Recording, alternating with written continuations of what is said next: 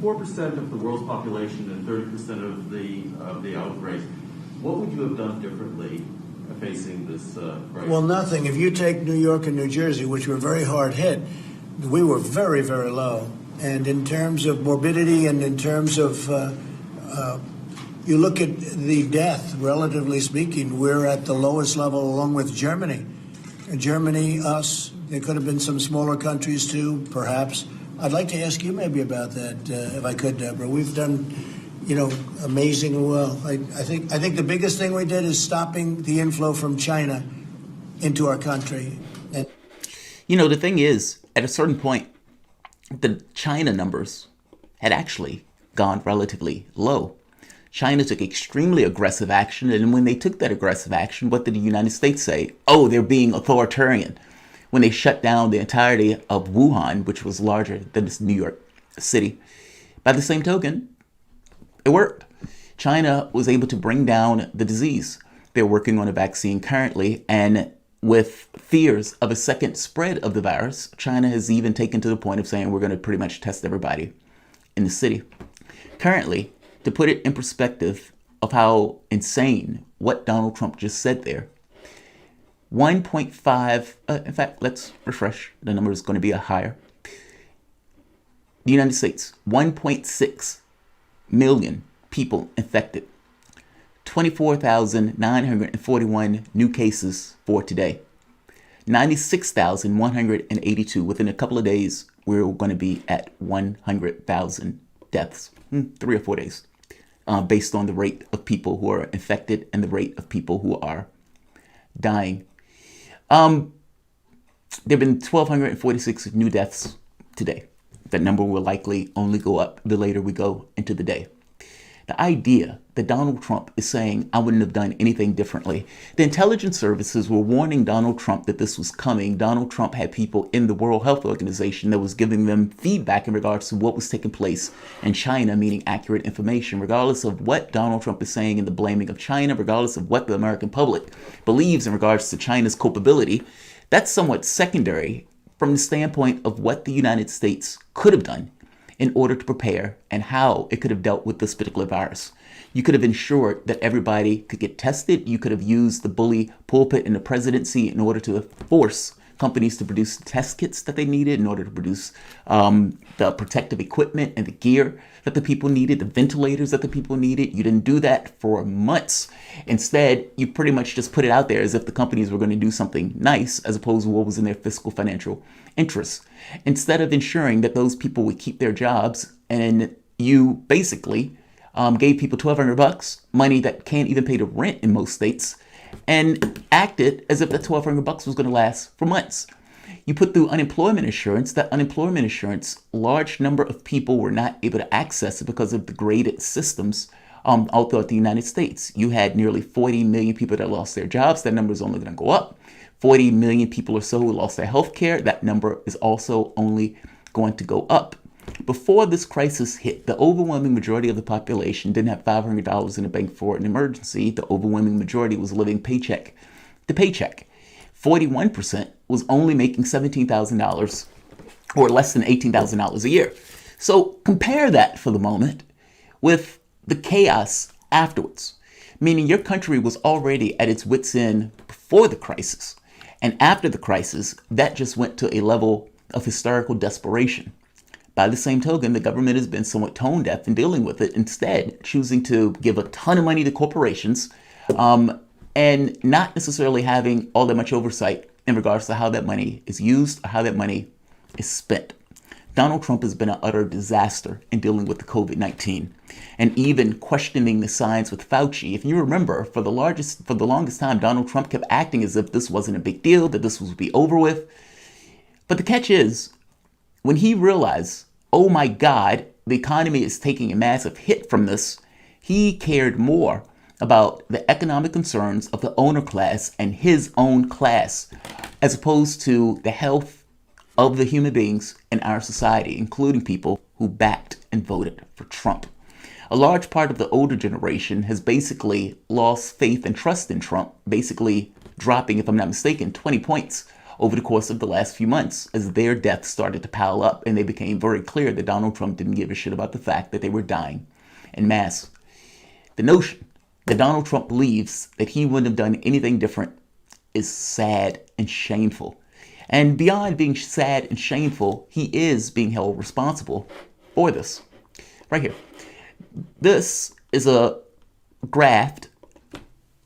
Basically, Columbia University researchers came to the conclusion that if the United States had begun imposing social distancing measures 1 week earlier than it did in March, 36,000 fewer people would have died.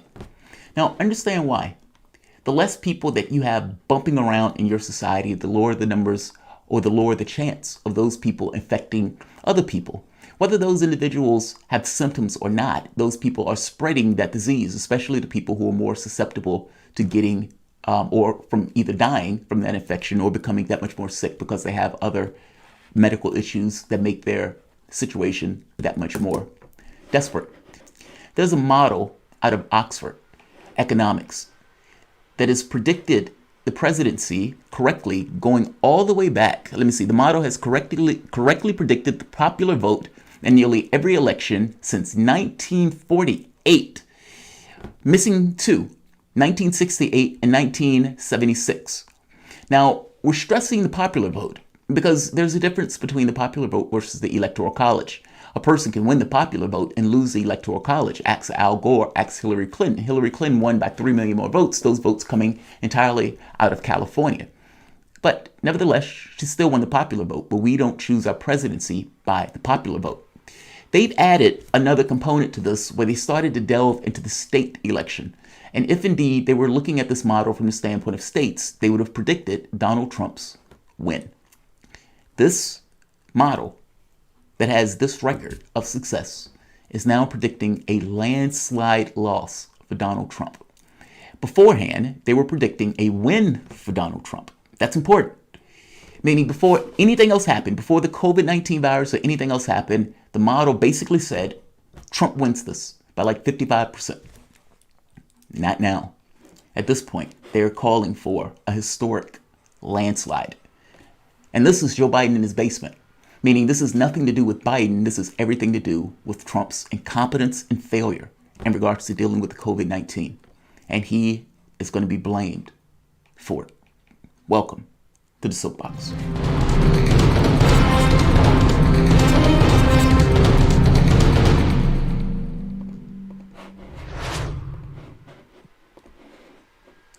My name is Jamal Thomas. This is the Progressive Soapbox.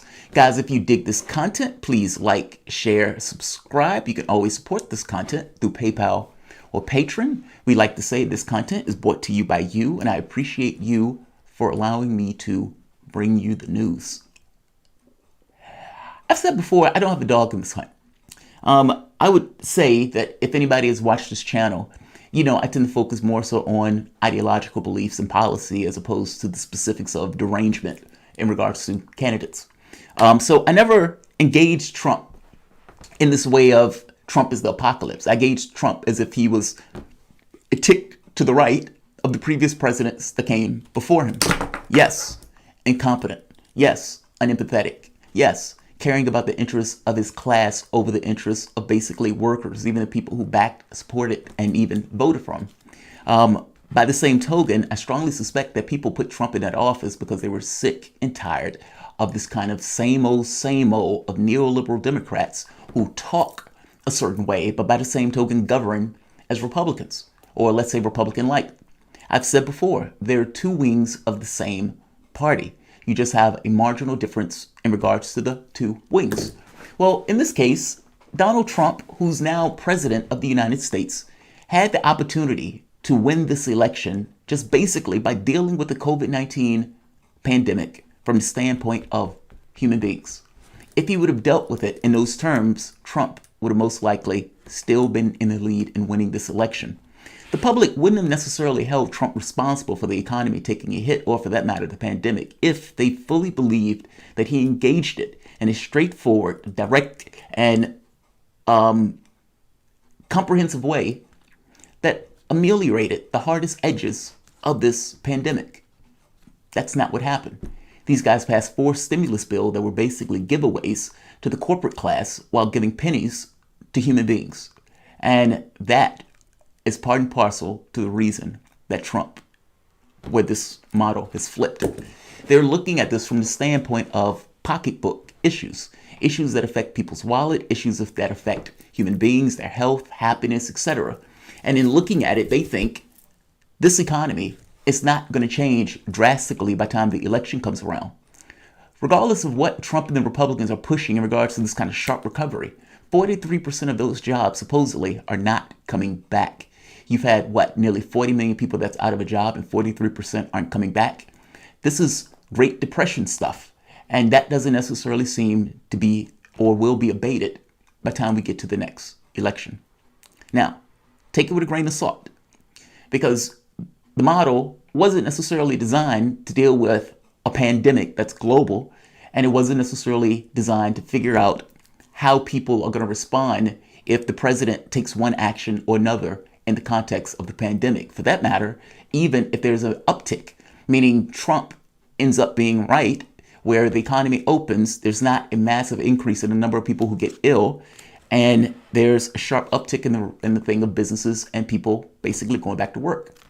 However, if that doesn't happen, and there is a second wave, and you do get an uptick in the amount of death and the people who are getting ill, and the jobs don't come back as in the way that they're not expected to come back, Donald Trump is going to have a difficult election period. And I think you can look at the polling right now. Again, take the polling with a grain of salt. Hillary Clinton was also winning all of the swing states. But again, their model, if it incorporated states, it would have predicted the win by Donald Trump.